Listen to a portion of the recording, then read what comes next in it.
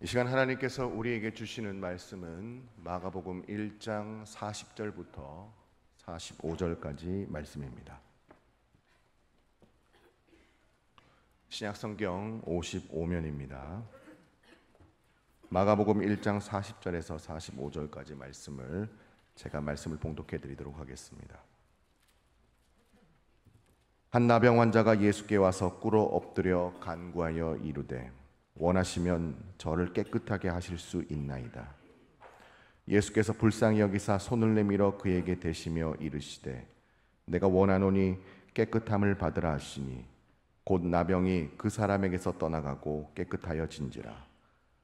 곧 보내시며 엄히 경고하사 이르시되 삼가 아무에게 아무 말도 하지 말고 가서 내 몸을 제사장에게 보이고 내가 깨끗하게 되었으니 모세가 명한 것을 드려 그들에게 입증하라 하셨더라. 그러나 그 사람이 나가서 이 일을 많이 전파하여 널리 퍼지게 하니 그러므로 예수께서 다시는 드러나게 동네에 들어가지 못하시고 오직 바깥 한적한 곳에 계셨으나 사방에서 사람들이 그에게로 나아오더라. 아멘. 생각하며 한번 따라하겠습니다. 예수님이 원하시면 다 하실 수 있습니다. 아멘. 오늘 본문에 나병 환자 한 사람이 등장하고 있습니다. 그들은 근대 1900년대 초반까지 유대 사람들에게 철저하게 외면당하던 사람들이었습니다. 예루살렘의 나병 환자들 1905년의 사진이 있는데요. 그 내용을 보면은 참 유대인들에게 나병 환자들이 얼마나 대접을 이렇게 받았나 하는 그런 내용을 잘 알 수가 있습니다. 사실 나병에 해당하는 히브리어 짜라트란 말은 매나 징계를 의미합니다. 그러니까 유대인들은 하나님께 매를 맞거나 징계당한 자들이 걸리는 병이 나병이라 이렇게 생각했던 것입니다. 나병 환자는 그렇게 찢겨진 옷을 입고 거리를 지나갈 때는 다른 사람들이 미리 예고를 해야 됩니다. 부정하다, 부정하다. 자신의 부정함을 미리 알려서 다른 사람들에게 접근하는 것을 방지해야 됩니다.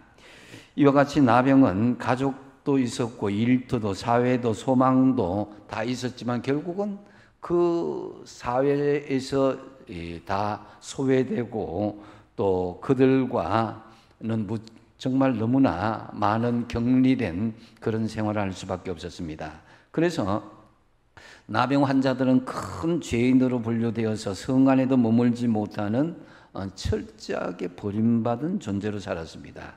그래서 세상과 고립되어 살다 보니까 당시 나병 환자들은 육체적인 고통뿐만 아니라 정신적인 고통에도 시달릴 수밖에 없었습니다.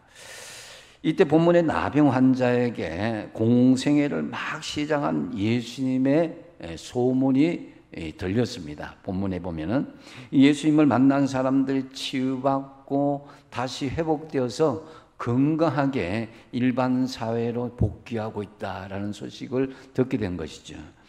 그래서 이 나병 환자는 예수님께 간절히 요청하기로 결심하고 나아갑니다. 40절 하반절에 보면은 예수님 원하시면 저를 깨끗하게 하실 수 있습니다. 그래서 나병 환자는 깨끗하게 치유받고 회복되는 은혜를 경험하게 되죠. 저와 여러분 육신의 질병이든지 마음의 질병이든지 또 영적인 질병이든지 어떤 것이든 간에 모든 질병이 치유받고 회복되는 은혜가 있길 바랍니다. 그럼 오늘 본문을 통해서 우리에게 주시는 교훈의 말씀은 무엇이겠습니까? 먼저 첫 번째로 예수님께 나아가야 응답을 받는다라는 거죠. 40절 상반절에 보면 한 나병 환자가 예수께 와서 꿇어 엎드려 간구하여 이르되 그랬습니다. 이 나병 환자는 예수님께 나아갔다는 것입니다. 이 본문의 나병 환자는 우선 나았고자 하는 열망과 함께 주님을 향한 간절한 믿음을 가지고 있었습니다. 자신이 얼마나 더러운 존재인지 누구보다도 잘 알고 있었습니다. 이 마가복음은 원복음이라 그러거든요. 이 원복음에서 제일 먼저 치유한 그런 내용들을 왜 이 나병 환자를 했을까? 그것이 바로 우리의 인간의 본질의 모습이다라는 거죠. 겉으로는 드러나지 않지만 속으로는 문드러지고 병들고 나병 환자 같은 모습임을 예수님께서 보여주고자 하는 그런 은유적인 계시가 있는 것입니다. 그래서 어쨌든 자신의 질병은 정말 벗어볼 수 없는 운명이요 굴레였기에 일생을 그렇게 살 수밖에 없는 그런 입장이었습니다. 하지만 그는 포기하지 않고 간절한 열망을 가지고 주님께 자신의 문제를 가지고 나갔습니다. 주님 앞에 무릎 꿇고 간절히 기도했습니다. 여러분, 여기서 보면은 나병 환자의 말이 좀 우리의 보통 사람들이 예수님께 요청하고 기도하는 것과는 좀 다른 것을 볼 수가 있습니다. 우리는 보통 내가 예수님을 믿습니다. 예수님, 저를 치료해 주십시오라고 간절히 기도하는 것이 보통인데, 근데 오늘 나병 환자의 말은 그 대신에 뭐 어떻게 이야기합니까? 주님께서 원하시면 그렇습니다. 물론 예수님 앞이라 겸손해야 되는 것도 있지만은 여기 나병 환자는 왠지 자신이 없고 힘이 없는 듯한 모습을 느낄 수가 있습니다. 왜 그랬을까요? 왜냐하면은 여러분, 나병 환자 입장에서 보면은 이제까지 그는 소외되고 남들에게 멸시받은 채 살아왔습니다. 아주 가까운 가족이 아니면 누구도 그를 가까이 하지 않았고, 어쩌면은 이 시점에는 가족조차에게도 버림받는 그런 처지였을지도 모릅니다. 물론 본문의 나병 환자는 간절한 마음으로, 불타는 마음으로 예수님 앞에 나오기는 했지만은 예수님께서 어떻게 나오실지 그 반응이 또 두려웠던 것입니다. 그래서 나온 말이 주님께서 원하시면 하실 수 있습니다. 이렇게 말했던 것입니다. 여러분, 우리에게도 어쩌면 이 나병 환자와 같은 마음이 있지는 않습니까? 소원도 있고 간절한 열망도 있지만은 왠지 자신이 없습니다. 이제까지 살아오면서 알게 모르게 습관이 되어버린 자신에 대한 부정적인 생각들도 있고, 또 다른 사람들도 자신을 어떻게 바라볼까, 나를 피할 것 같은 그런 생각도 드는 것입니다.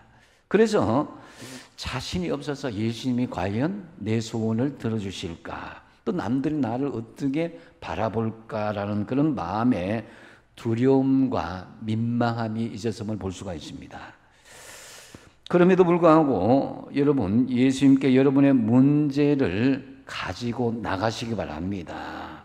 예수님께 문제를 가지고 나와야 응답을 받습니다. 여러분, 수로보니게 여인을 보십시오. 수로보니게 여인은 예수님의 냉대에도 불구하고 포기하지 않았습니다. 개 같은 여인이다라는 그런 취급을 받기까지 했습니다. 그럼에도 끝까지 주님께 나와서 매달려서 자신의 처지를 부정한 것이 아니라, 숨긴 것이 아니라, 부끄러워한 것이 아니라 인정하는 것입니다.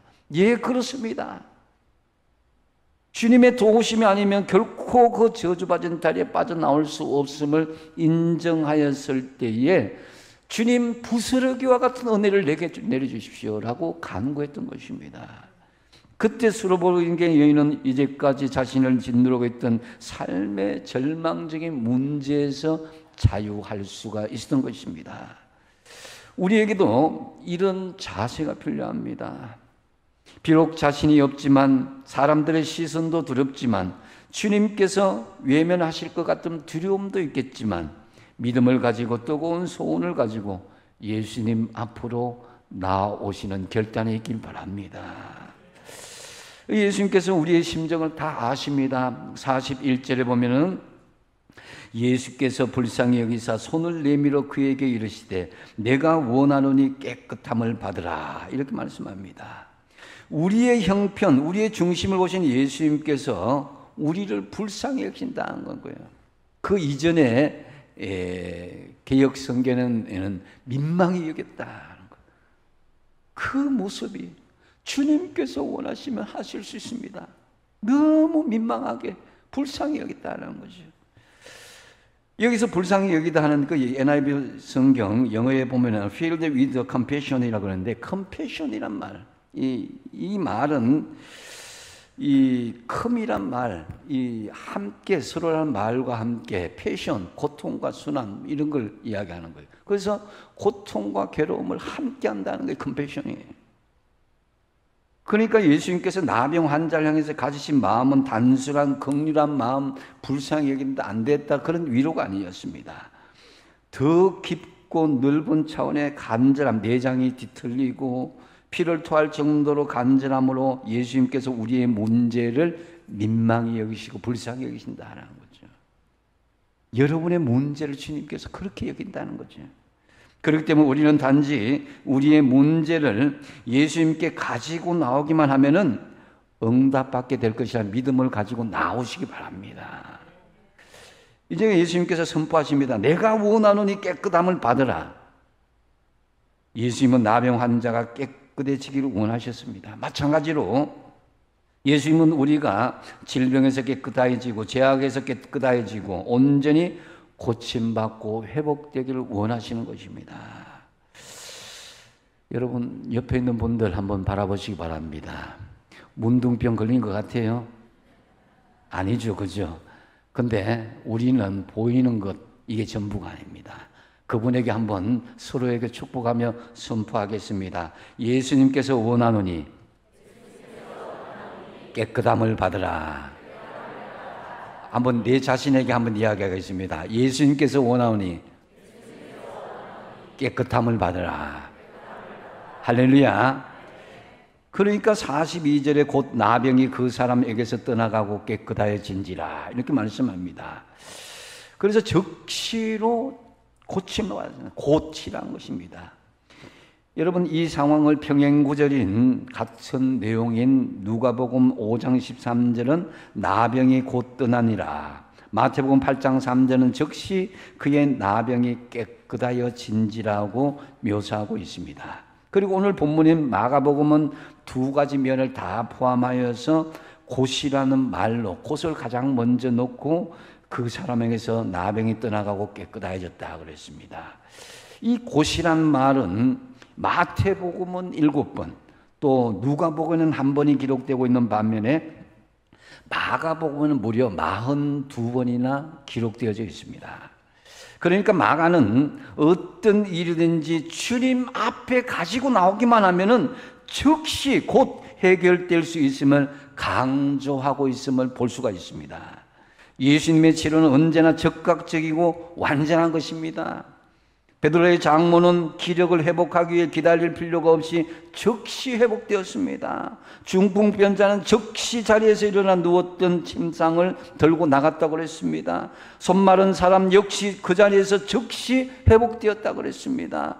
가다라 지방에 귀신 들린 사람들 자신의 몸을 걸고 피를 낼 정도로 심각한 상태였지만 즉시 완전하게 치료를 받았습니다. 혈류병으로 고생하였던 여인도 그랬고 심지어 죽었던 야이로의 딸도 즉시로 죽음을 이기고 일어났던 것입니다.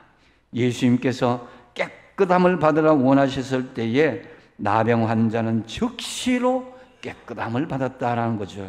참으로 저와 여러분 예수님께로 나와 즉시 질병이 치유되고 즉시 문제가 해결되는 그런 은혜가 있길 바랍니다. 그다음에 또 두 번째 우리에게 주시는 말씀은 응답받은 것을 입증하라고 말씀합니다. 43절과 44절인데요. 같이 한번 읽어보겠습니다. 시작.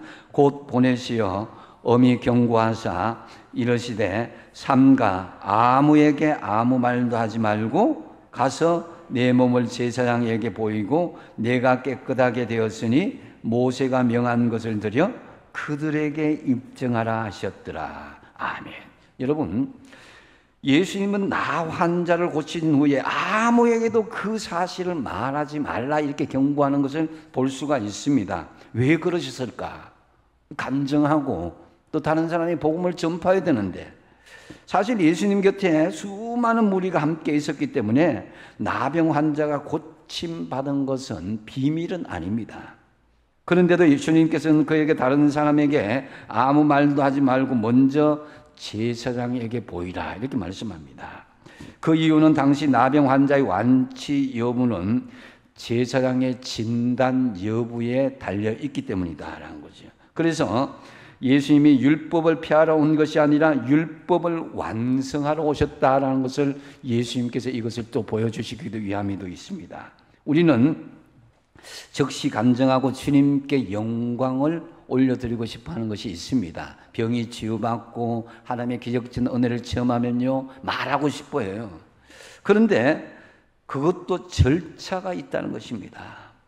우선 하루아침에 나병 환자가 치료받았다는 것, 편견을 가진 사회에서는 충분히 오해의 소지가 있습니다. 저거 무슨 다른 것이 있을 것이다. 귀신 들렸든지 뭐 그렇게 하든지 뭐 다른 말들이 돌 수도 있다라는 거죠. 이 말씀을 현대적으로 해석하면 나는 치유받았다, 나는 은사받았다라는 것을 먼저 입술로 자랑하고 떠벌리지 말라는 거죠. 이는 자칫 교만할 수도 있고 무엇보다도 신앙 고백은 하나님 앞에서 겸손하게 하되 하나님께서 주신 은혜는 말보다도 행동으로 보여주는 것이 중요하다는 거죠. 개인적으로 함부로 그래서 은사 받았다고 능력 받았다고 안수하고 떠벌리는 것은요 사탄의 시험을 받을 수가 있습니다. 절차가 있다는 거죠. 제사장에게 보이라는 거죠.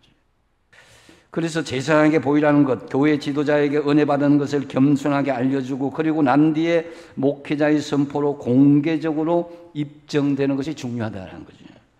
그런데 율법적으로 보면 모세가 명한 것을 들어서 입증하라는 말씀은 나병에서 나온 사람은 희생제물을 완전히 바쳐서 하나님께 최종적으로 제사를 드리고 난 뒤에 그것이 완전히 이제 치료되었음을 선포되어지는 과정입니다. 그것이 레위기 14장 20절 말씀에 보면 나와 있는데요. 제사장은 그 번제와 소제를 제단에 드려 그를 위하여 속죄할 것이라 그리하면 그가 정결하리라고 그랬습니다. 레위기 13장은 이 문둥병, 이 나병에 대한 내용들이 쭉 나오는데 14장, 레위기 14장 그 어떻게 회복하고 치유하고 선포되어지는 것에 대해서 말씀하고 있는데요. 그래서 제물을 드리는 행위, 하나님께 자신을 드리는 행위를 상징하는데요. 제사를 드리면 나병에서 나은 사람은 이제 하나님 앞에 설 수 있게 되었고 가족과 공동체 속으로 들어갈 수 있게 되었음을 공식적으로 선포하는 것이다라는 거죠. 레위기에서 말하는 이렇게 복잡한 절차에 비교한다면 오늘날 우리는 예수님께서 나병 환자를 치료하는 방법, 이건 굉장히 간단하고 단순했습니다. 예수님의 진행은 왜 이렇게 단순하고 강력하게 되었는가? 바로 예수님께서 우리를 위해서 대신하여서 십자가의 보혈로 계속해서 보혈을 흘려주셨기 때문입니다. 레위기에서 나병 환자를 위한 희생 제물의 제사는 십자가에서 흘리신 예수님의 보혈의 피로 바로 대체되었기 때문이다라는 거죠.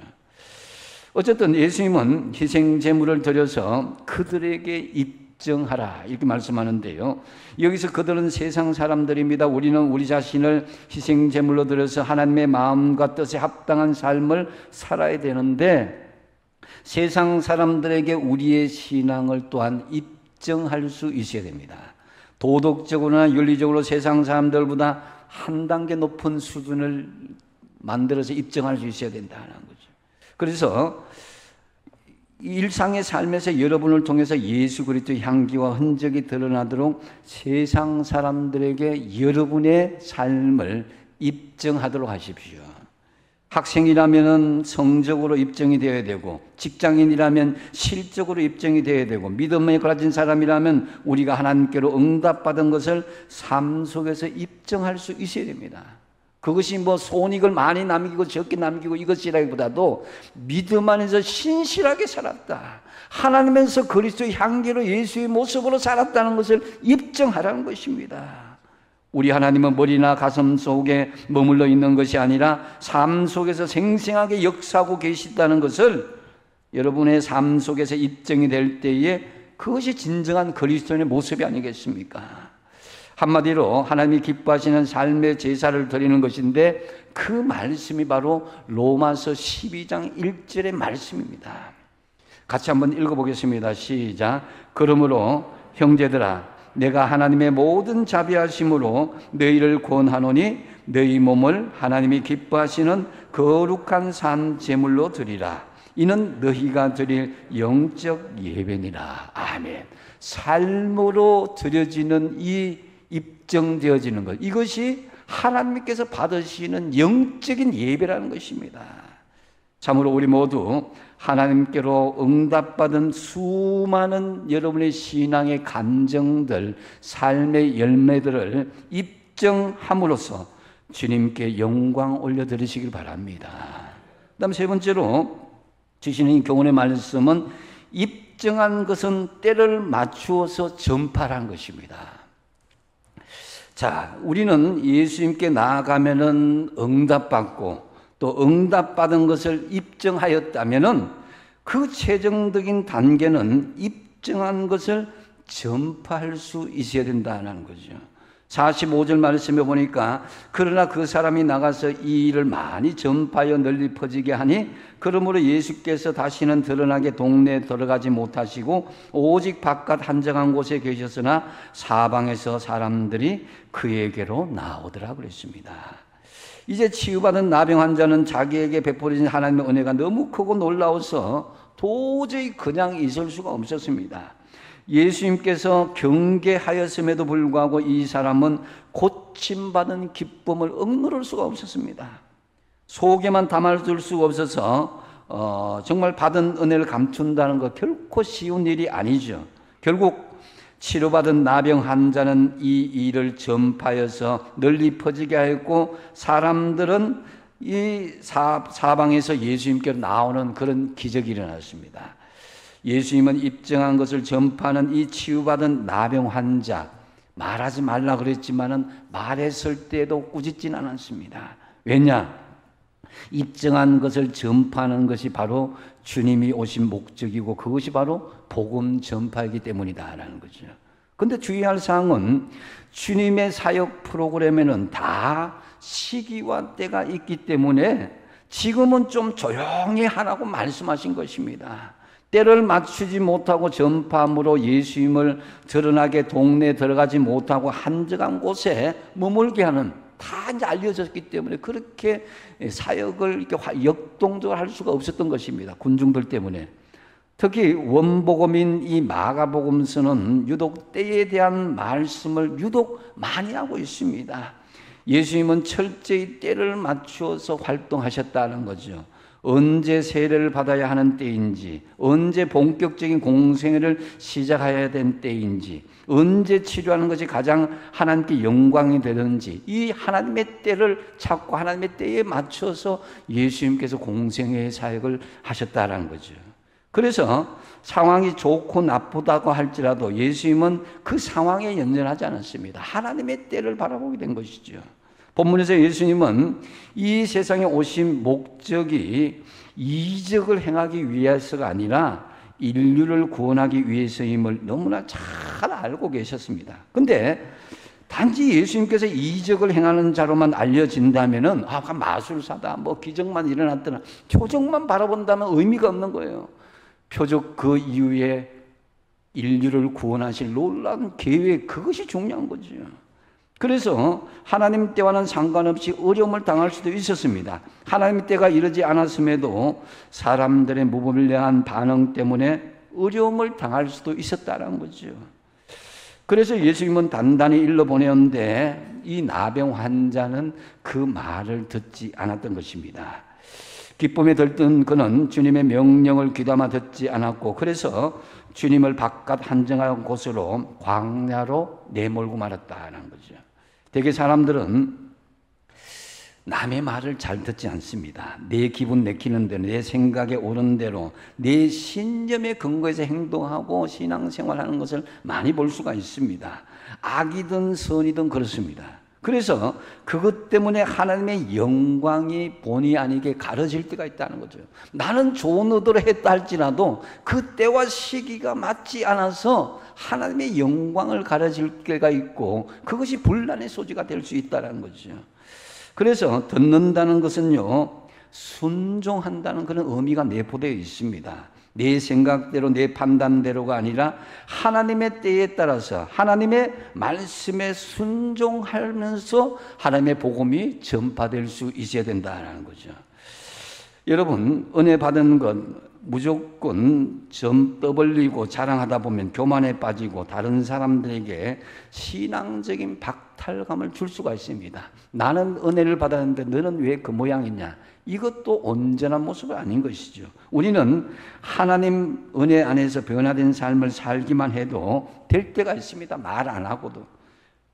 불행의 이유였던 문둥병을 벗고 그것을 누리며 살아가는 그 자체, 말하지 않아도 사람들이 그것에 대해서 주목하게 되어 있습니다. 그래서 하나님의 때에 따라서 여러분, 우리는 거기에 은혜를 누리고 살아가다 보면은 말이 아니라 삶으로 증거가 되고 증명이 된다는 거죠. 그렇다고 여러분 오해는 하지 마십시오. 매사에 그렇게 살라는 것은 아닙니다. 복음과 감정은 전해야 할 때는요, 목숨을 걸고 전해야 할 수 있다, 그런 때가 있습니다. 고침받은 나병 환자의 행동 하나 때문에 예수님의 사역에 꼭 방해를 받았다는 것은 아닙니다. 사람들은 주님께서 광야에 계신 것을 다 알고 다 찾아왔습니다. 말해야 될 때가 있고 다물어야 할 때가 있습니다. 중요한 것은 우리의 신앙은 입증된 것은 복음으로 전파되어야 한다는 것을 주님께서 원하신다는 거죠. 다만 상황과 때를 맞추어서 전파하라는 것입니다. 마구잡이로 내가 마음에 감동이 있다고, 마구잡이로 내가 막 은혜 받았다고 그렇게 하는 것이 아니라 여러분 겸손하게 하나님 앞에 시기와 때를 잘 살펴보고 상황을 살펴보고 담대하게 전파할 수 있어야 된다는 거죠. 그래서 이것이 신앙의 지혜다라고 할 수 있는 것입니다. 이제 말씀을 맺습니다. 여러분, 우리는 나병 환자는 아닙니다. 그렇지만 나름대로의 문제와 기도 제목들을 다 가지고 있습니다. 특별히 다음 주에는 부흥성회가 준비되어 있습니다. 이 부흥성회를 앞두고 우리는 나병 환자와 같은 심정으로 이 성회를 준비할 수 있어야 될 것입니다. 먼저 첫 번째로 어떻게 해요? 예수님께 나아가야 응답받는다는 거죠. 부흥성회에 나와야 응답받습니다. 미리 우리의 기도와 소원을 응답받도록 마음으로 준비하고 예수님께로 나아오셔서 응답받는 역사가 있길 바랍니다. 두 번째로 응답받은 것을 입증할 수 있어야 된다는 거죠. 하나님께로 응답받은 수많은 것들을 여러분의 삶 속에 입증함으로써 주님께로 영광을 올려드리라는 거죠. 세 번째로 입증한 것은 때를 맞추어서 전파하라는 것입니다. 우리의 신앙이 입증된 것은 복음으로, 간증으로 그렇게 전파할 수 있어야 됩니다. 다만 때를 잘 맞추어서 전파하라는 것입니다. 참으로 저와 여러분 어떤 문제나 기도 제목이든지 예수님께 나와 응답받고 믿음으로 입증하고 그 복음을 담대하게 때를 맞춰서 전파하는 저와 여러분 다 되시기를 축복합니다. 기도하겠습니다.